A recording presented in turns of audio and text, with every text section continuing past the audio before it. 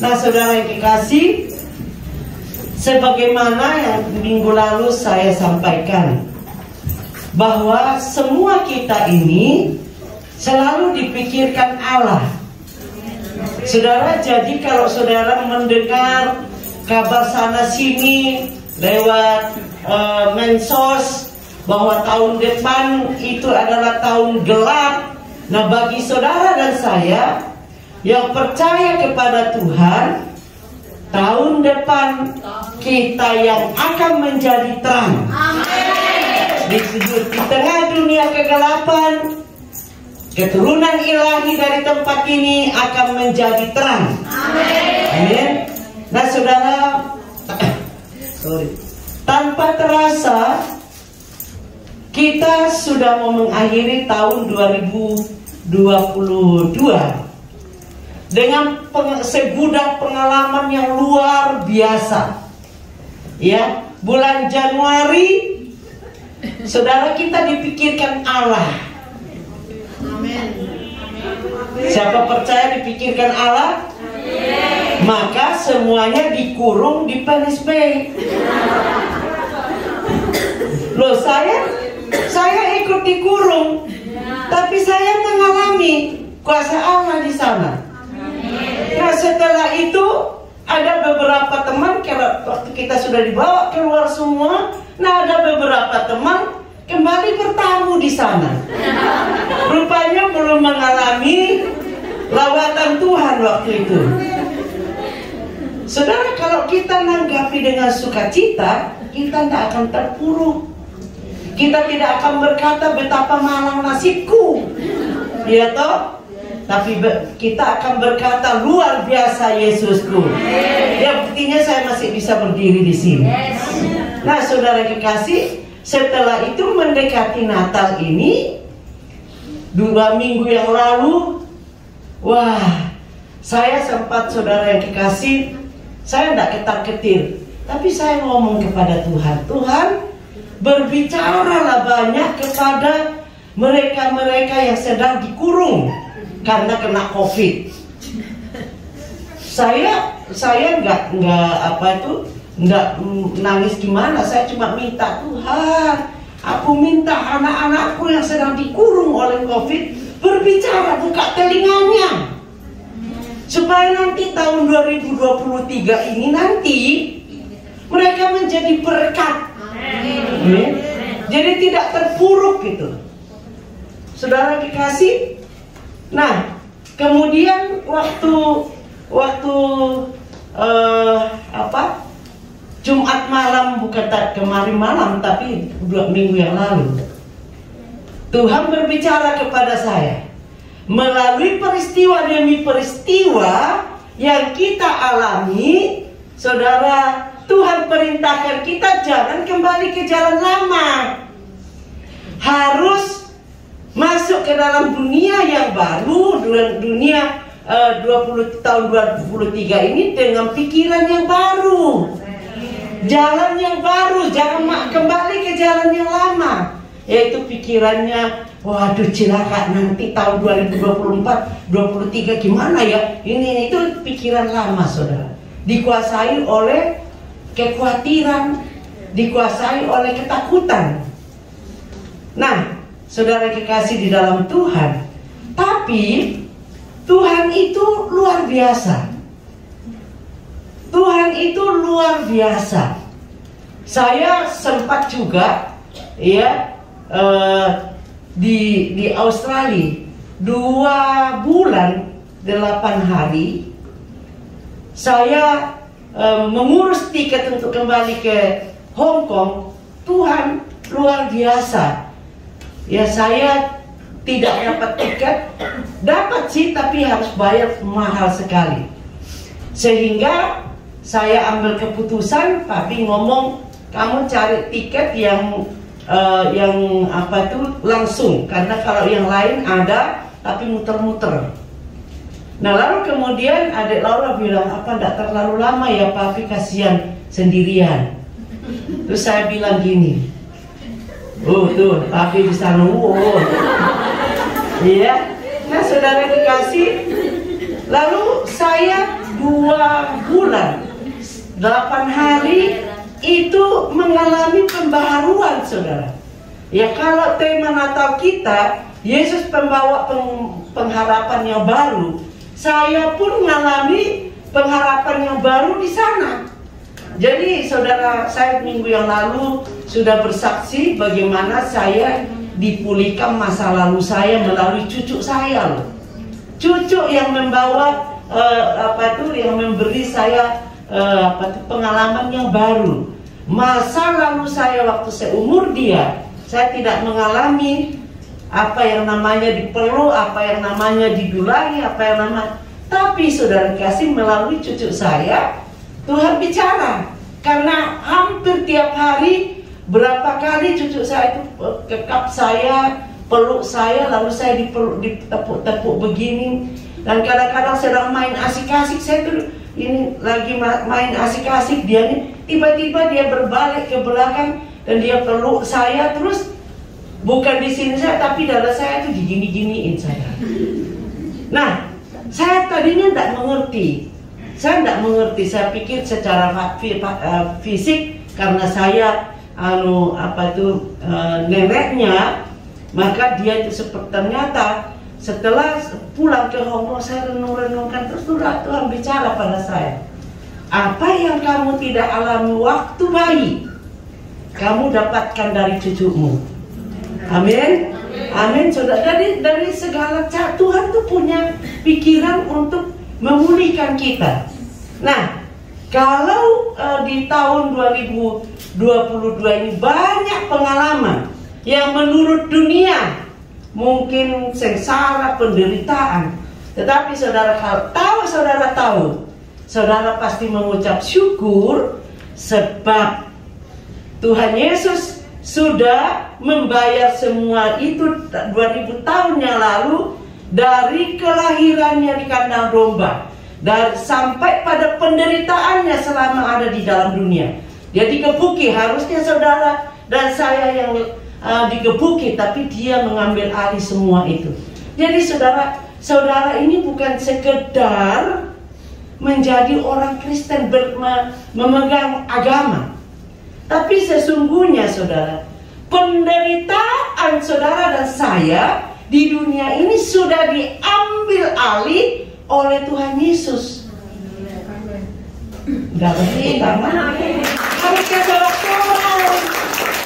penderitaan yang saudara alami sekarang ini tidak seberapa dibanding dengan saudara kan tidak pernah ditelanjangi karena dosa toh. Dia ditelanjangi. Saudara kan tidak pernah dicambuk karena dosa toh. Dia yang dicambuk untuk menggantikan kita. Bahkan saudara yang dikasih, dia naik ke atas kayu salib. Nah, pada waktu dia mengerang di kayu salib, dia saudara sebagai manusia 100%, dia takut, dia takut gagal naik ke kayu salib karena dosa kita. Visi dari bapaknya, dia harus pikul itu sampai ke kayu salib. Tapi luar biasa, pada waktu dia berteriak, sudah selesai, dia berkata kepada saudara dan saya, penderitaanmu semua kutuk dosa, harusnya kamu masuk neraka, sudah kuselesaikan. Amin.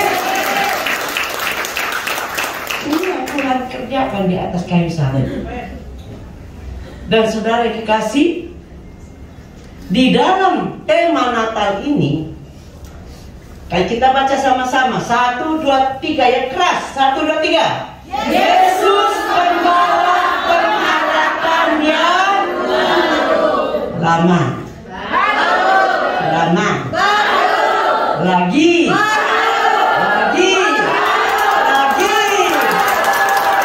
Amin. Saudara, saya suka itu karena setiap hari kalau saya mainan dengan cucu saya, saya ambilkan mainannya, taruh, dia ngomong lagi.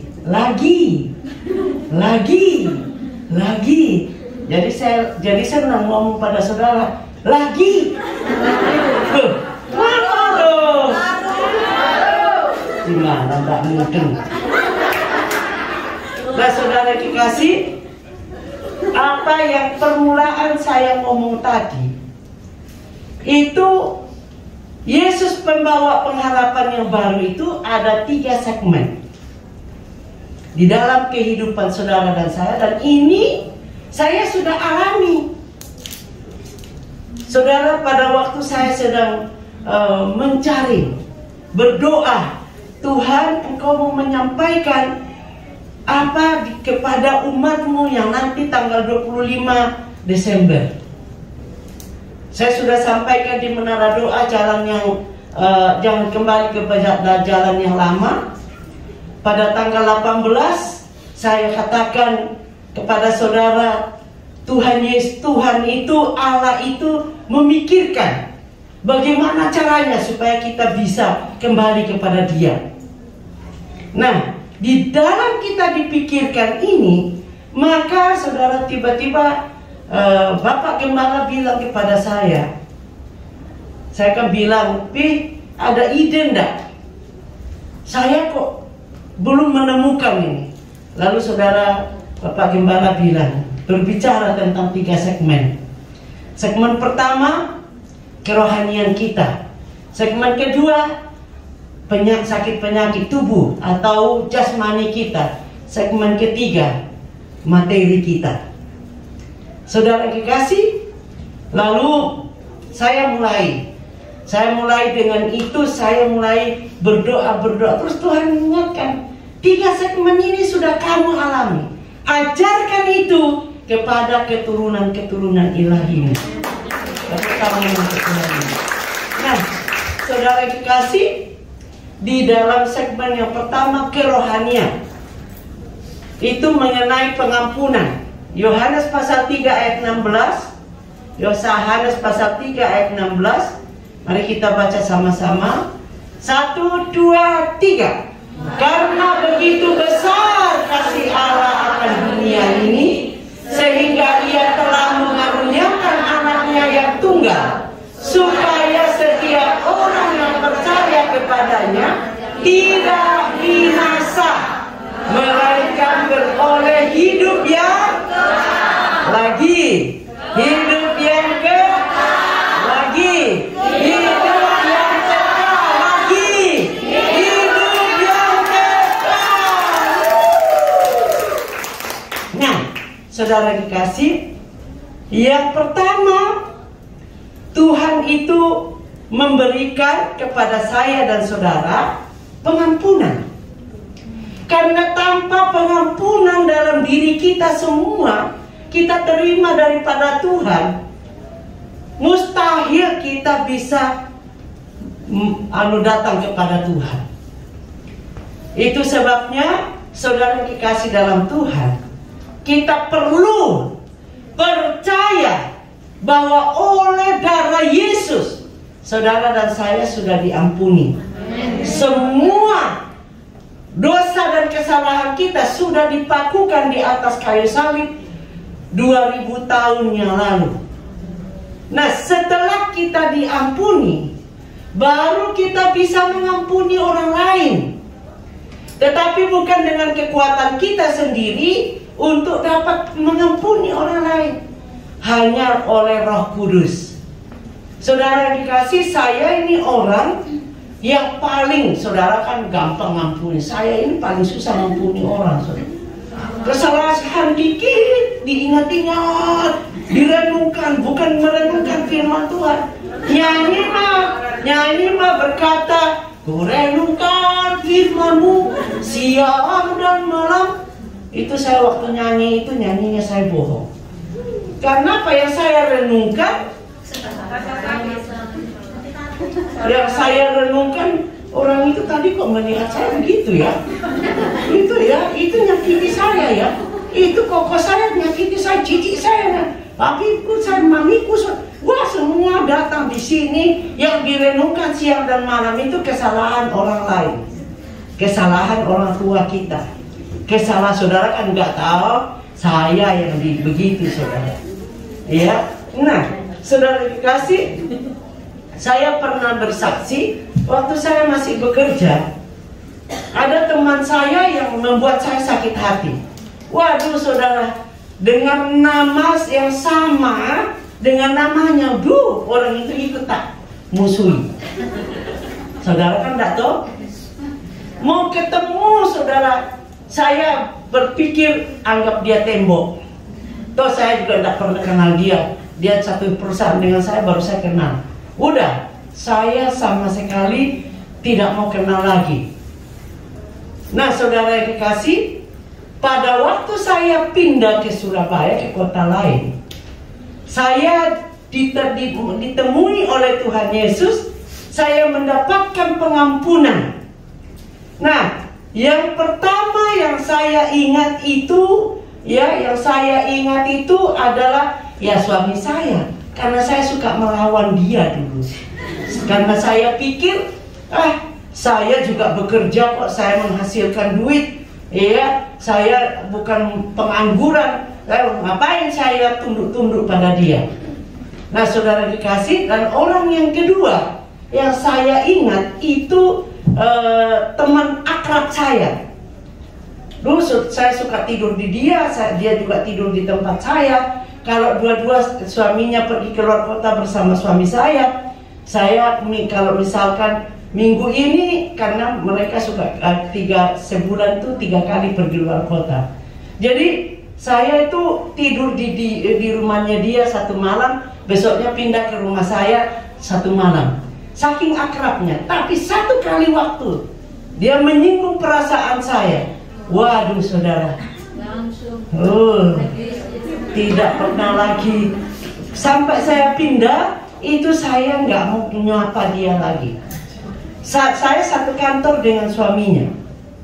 Nah, yang ketiga yang satu kantor yang saya tadi cerita pada saudara.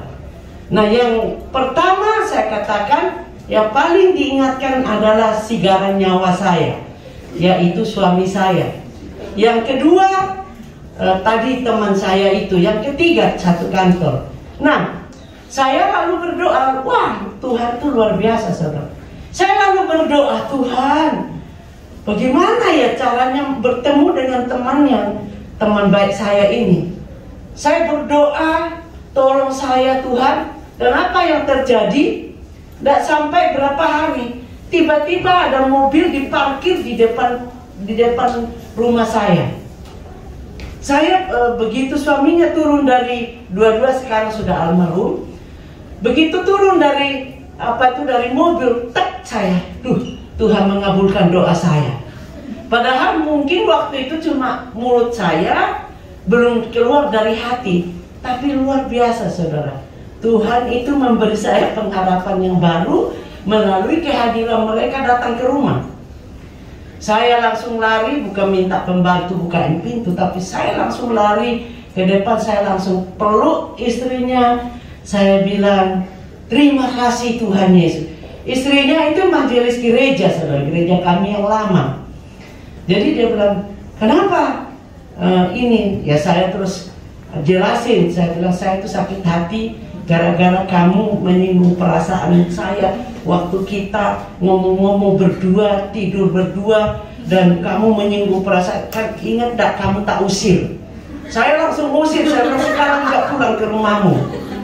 Saya ngomong, saya orangnya nggak terdengaling-aling. Begitu saya singgung perasaan saya langsung bangun, saya bilang sekarang keluar, ganti bajumu, pulang. Saudara kan tak kayak gitu toh. Saya dulu sadis saudara, ya, itu masa lalu saya. Itu dibaharui oleh Tuhan, kerohanian saya lebih dulu. Saya mulai mengampuni mami saya, mengampuni papi saya, mengampuni saudara-saudara saya. Terus saya tidak mampu, saya masuk dalam doa puasa. Dan Tuhan memberikan pengampunan di dalam pengharapan yang baru saya. Amin. Jadi saudara, jangan tinggalkan tahun 2022 sebelum saudara mengampuni siapapun yang bersalah kepada saudara. Mungkin saudara berpikir, enggak apa-apa kok, aku enggak apa-apa dengan dia, enggak apa-apa, sudah ngampuni, sudah ngampuni. Tapi sebenarnya setiap saudara mau ketemu, saudara hindari. Kenapa saya tahu? Saya juga begitu. Ya, saya ngomong, iya sudah saya ampuni, saya maafkan dia. Datang, sudah saya ampuni kamu, tapi dalam hati saya jangan ketemu saya lagi. Begitu dari jauh saya lihat, wah saya itu punya mata tajam, saudara. Saya nggak pakai kacamata, saya dapat mujizat dari Tuhan. Saya punya mata tadinya itu min, dan Tuhan lakukan perkara yang ajaib, mata saya disembuhkan. Jadi baik dekat maupun baca jauh, saya bisa melihatnya.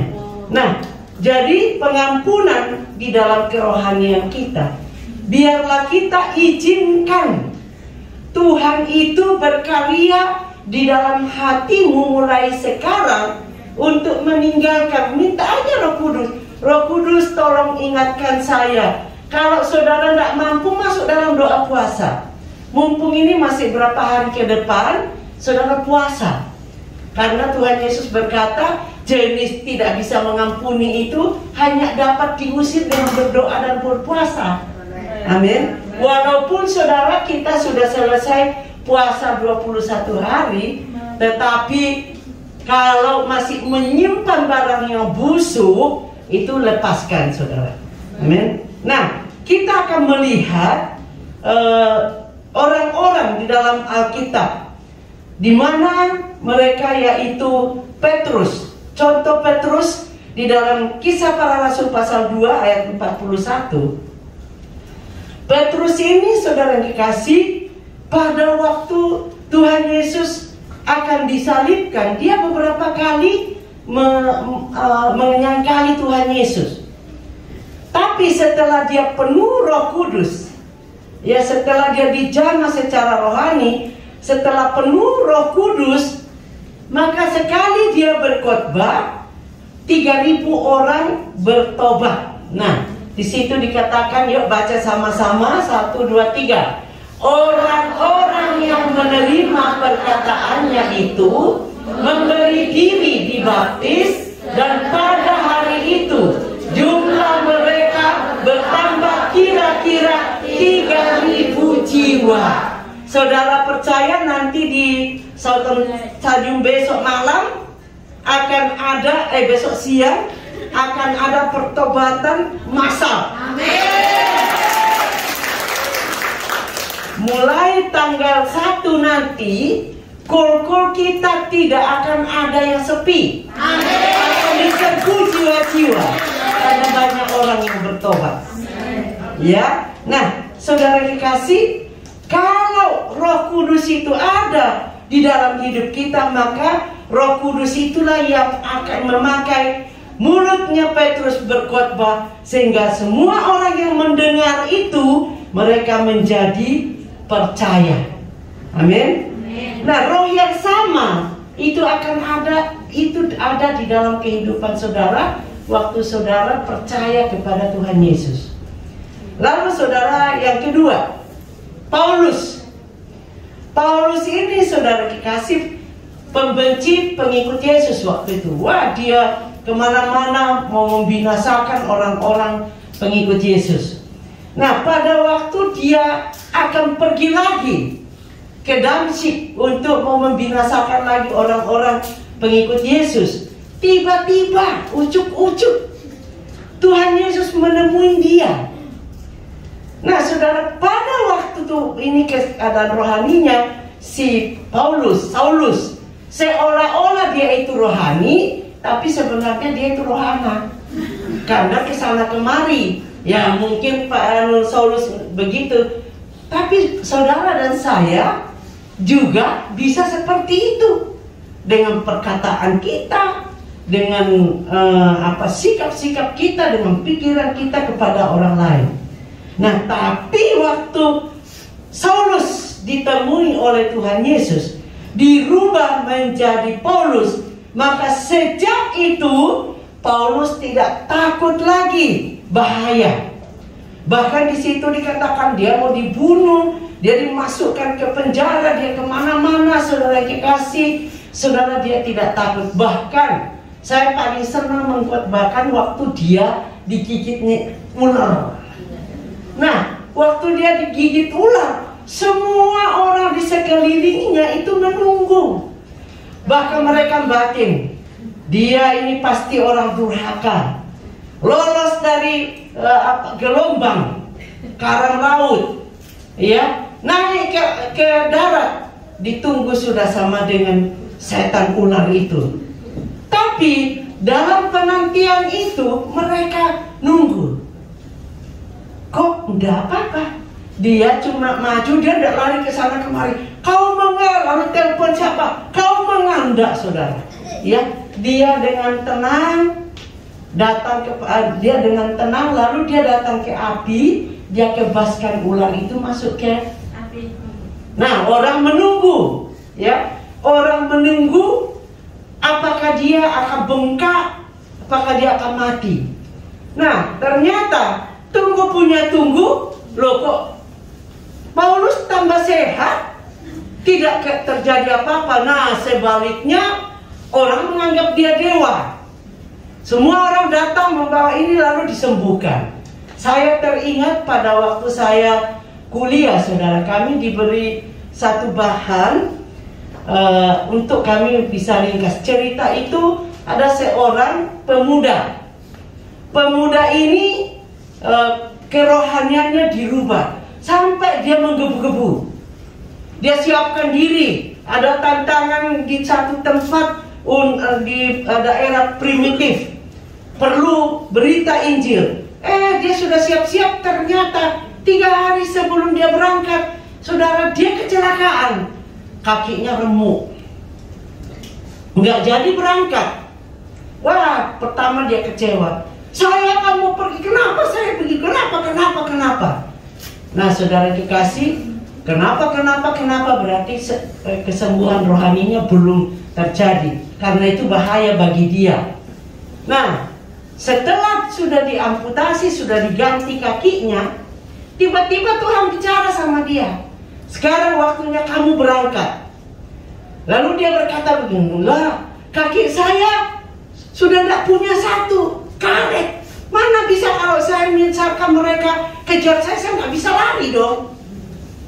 Saudara, tapi kuat sekali beberapa hamba Tuhan datang kepada dia untuk segera diutus. Sehingga cerita, dia sampai di situ, di tempat primitif ini, benar dia diikat, dia di pohon untuk mau dibakar, saudara. Sebelum ketua adatnya datang, mereka coba dulu kakinya. Waktu kakinya diiris-iris gini, itu karet. Ya, karet yang kuat lagi. Diiris-iris, loh, kok dia tenang, dia berdoa gini, ke dalam tanganmu kuserahkan nyawaku, Tuhan. Nah, lalu saudara, setelah diiris-iris, ambil lagi pisau yang tajam, loh, nggak kena. Mereka berkata, ini dewa, nggak bisa dimakan. Larilah dia panggil ketua adatnya, saudara. Lalu singkat cerita, diturunkanlah dia dari pohon itu. Nah, lalu kemudian dia berkata, aku bukan dewa, aku utusan Yesus Kristus. Semua dalam kampung ini harus percaya kepada Yesus Kristus supaya masuk ke surga. Singkat cerita, akhirnya semua daerah primitif itu menjadi percaya kepada Tuhan Yesus. Amin. Tepuk tangan untuk Tuhan. Jadi saudara, inti daripada ngomongan ini atau contoh ini, saudara, adalah kalau terjadi sesuatu, jangan langsung bersungut-sungut. Jangan langsung kesana kemari mempersalahkan orang lain. Jangan langsung mempersalahkan Tuhan. Tapi bertanyalah kepada Tuhan. Tuhan, apa yang Kau kehendaki daripada peristiwa ini? Berbicaralah kepadaku. Saudara yang dikasih, pada waktu kita masuk ke PNSB, saya cuma berdoa, Tuhan, kok aku diizinkan. Bahkan saat dibilangin waktu mau berangkat cuma 4 hari, ternyata sampai di sana hari Sabtu, waktunya saya pulang, ditelepon, kamu tidak boleh pulang hari ini, kamu harus pulang bersama dengan teman-teman 14 hari. Ya, saya menengadah pakaian tidak cukup. Ya sudah Tuhan, saya tidak ganti berapa hari, ya udahlah. Karena sendirian di kamar ya cuci aja pakaiannya, terus sudah gitu saya dikasih sabun mandi cuman segini, ya. Terus saya tuh tidak tahu kalau bisa minta. Jadi saudara sudah pulang baru teman-teman minta, mami minta, loh sudah di luar kok baru mau minta. Nah, saudara dikasih, ternyata selama saya di situ Tuhan banyak bergaul dengan saya, Tuhan banyak berbicara dengan saya, Tuhan banyak mengisi saya dengan kekuasaan dari Allah yang Maha Tinggi. Amin. Jadi kalau saudara menghadapi sesuatu, jangan langsung bersungut-sungut, jangan langsung mempersalahkan Tuhan, orang lain, tapi datang kepada Tuhan. Tuhan bicara apa kepada saya tentang masalah ini. Nah, saudara yang kekasih dalam Tuhan, pada waktu saya mendengar beberapa teman yang akhirnya kembali ke PNSB, saya cuma berdoa, berbicaralah kepada mereka Tuhan, berbicaralah. Buka telinga mereka, buka mata mereka, buka hati mereka, supaya mereka bisa mengerti tujuanmu menyelamatkan mereka. Jadi saya nggak doa untuk penyakitnya, enggak. Saya bilang biar mereka mendapatkan sesuatu daripada Tuhan. Setelah itu baru dinegatifkan Tuhan. Nah kalau ya mohon maaf ya saudara, ya. Nah kalau belum berbicara, mereka belum terima sesuatu daripadamu, positifkan terus Tuhan, biar dapat dulu demi kebaikannya. Ya sorry ya, jadi saya memang doa seperti itu. Demi untuk apa saudara semua mendapatkan pengharapan yang baru di dalam kehidupan Tuhan Yesus. Amin. Nah lalu segmen yang ketiga, yang kedua. Segmen yang kedua adalah kesembuhan. Di dalam segmen yang kedua ini ada pengharapan yang baru. Kalau kita kena sakit penyakit, percaya Tuhan pasti menyembuhkan. Amen. Contoh dalam Alkitab di dalam Lukas pasal 8 ayat 43. Lukas pasal 8 ayat 43. Di situ dikatakan adalah seorang perempuan yang sudah 12 tahun menderita pendarahan yang tidak berhasil disembuhkan oleh siapapun. Coba saudara, saya membaca selanjutnya itu dibilang seluruh harta bendanya sudah habis tapi tidak mengalami kesembuhan. Lalu ayat 44, ia maju mendekati Yesus dari belakang dan menjamah jumbai jubahnya, dan seketika itu juga berhentilah pendarahannya. Ayat 47, seketika itu juga menjadi sembuh. Iya, saudara dikasih di dalam Tuhan. Jadi, apabila saudara dalam keadaan sakit, mintalah kepada Tuhan. Janji Tuhan berkata, oleh bilur Tuhan Yesus kita menjadi sembuh. Amin. Jadi segmen yang kedua adalah kesembuhan. Dan bahkan ada contoh lagi, banyak jiwa-jiwa yang mendapatkan pengharapan yang baru. Di dalam Matius pasal 15 ayat 29 berkata, setelah meninggalkan daerah itu, Yesus menyusur pantai Danau Galilea dan naik ke atas bukit lalu duduk di situ. Kemudian orang, ayat 30, kemudian orang banyak berbondong-bondong datang kepadanya, membawa orang lumpuh, orang timpang, orang buta, orang bisu, dan banyak lagi yang lain. Lalu meletakkan mereka pada kaki Yesus dan ia menyembuhkan mereka semuanya. Ayat 31, maka takjublah orang banyak itu melihat orang bisu berkata, orang timpang sembuh, orang lumpuh berjalan, orang buta melihat, dan memuliakan Allah. Jadi saudara, segmen yang kedua, sakit penyakit kita sudah ditanggung oleh Yesus di atas kayu salib. Dan dia janji, oleh bilur-bilurnya kita semua menjadi sembuh. Amin. Jadi saudara, saya tadi berkata saya yang positif-positif, saya tidak langsung minta disembuhkan, tapi saya minta supaya kesembuhan rohani Tuhan berbicara kepada mereka sehingga mendapatkan sesuatu yang baru. Nah, lalu kemudian segmen yang ketiga tentang materi. Saudara, saya mengalami kesembuhan jasmani. Yang tadinya saya itu penyakit saya itu rematik, mah, saudara, dari kepala sampai kaki itu banyak penyakitnya. Tetapi Tuhan menyembuhkan saya terlebih dahulu. Materi saya tidak disembuhkan langsung sama Tuhan. Jadi Tuhan tuh, saudara, saya tidak tahu keberadaan saudara, tapi Tuhan menyembuhkan kehidupan saya. Itu adalah segmen yang pertama, kerohanian saya diluruskan dulu, hatinya disembuhkan terlebih dahulu. Kedua, badan saya, ya badan saya. Lalu yang ketiga baru materi saya. Waktu itu saya berpikir, aduh, dengar kesaksian itu diberkati Tuhan secara materi, ya. Wah, kesaksian sana karena kami aktif waktu itu di Surabaya. Saya itu cuma ngomong, loh saya itu kapan Tuhan? Tapi Tuhan bilang, sekarang rohanimu ku benarin dulu, karena kalau enggak kamu akan jadi sombong. Ya, jadi saudara nantikan aja Tuhan.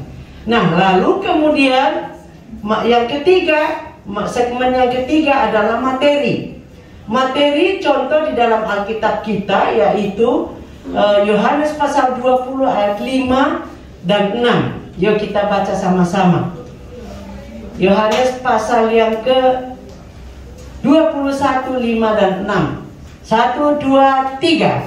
Kata Yesus kepada mereka, hai anak-anak, adakah kamu mempunyai lauk pauk? Jawab mereka, tidak ada. Pasti dijawab dengan sengak, saudara.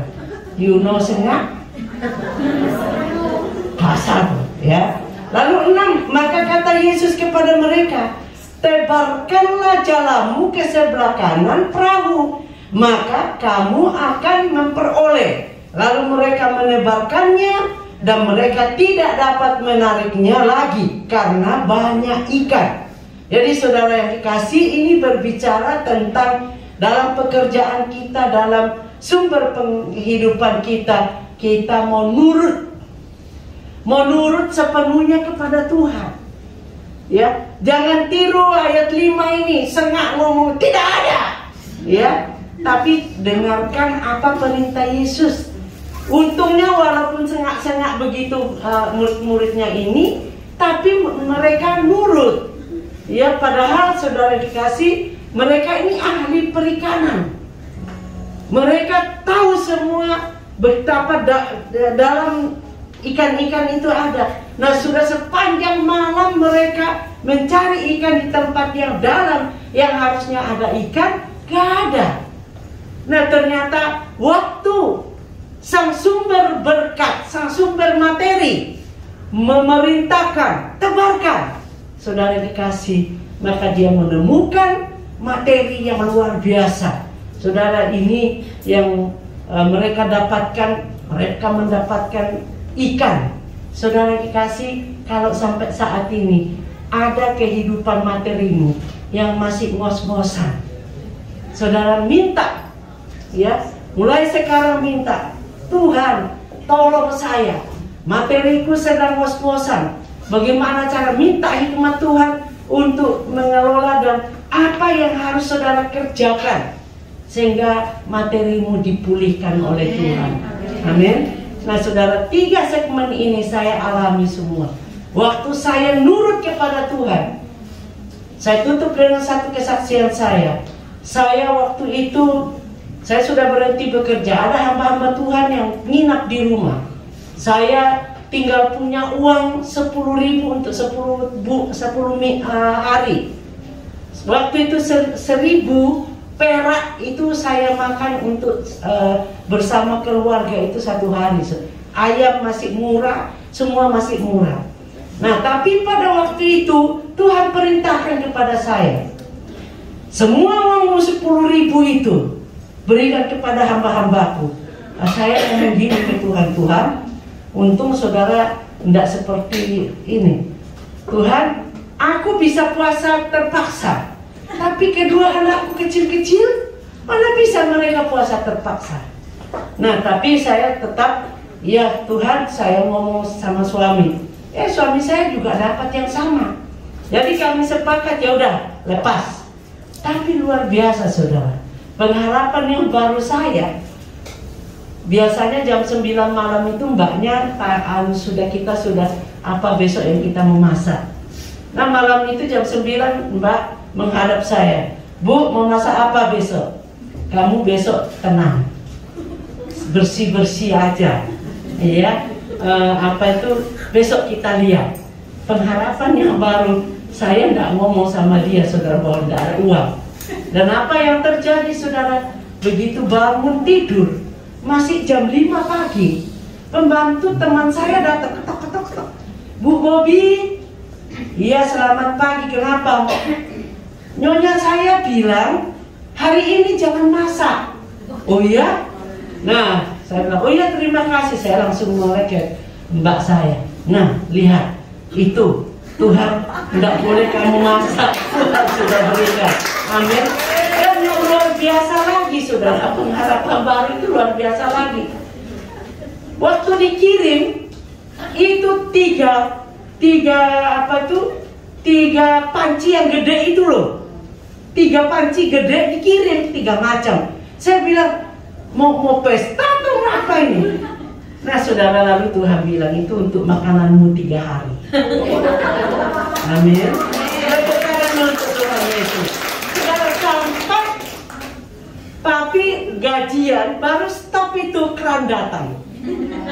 Amin. Nah saudara, itulah yang dipulihkan. Saudara taruh kepada Tuhan pengharapan yang baru. Percaya Tuhan memikirkan saudara. Tuhan sedang menantikan untuk memberi saudara sesuatu kejutan di tahun 2023 ini dengan pengharapan yang baru. Amin. Tepuk tangan untuk Tuhan Yesus.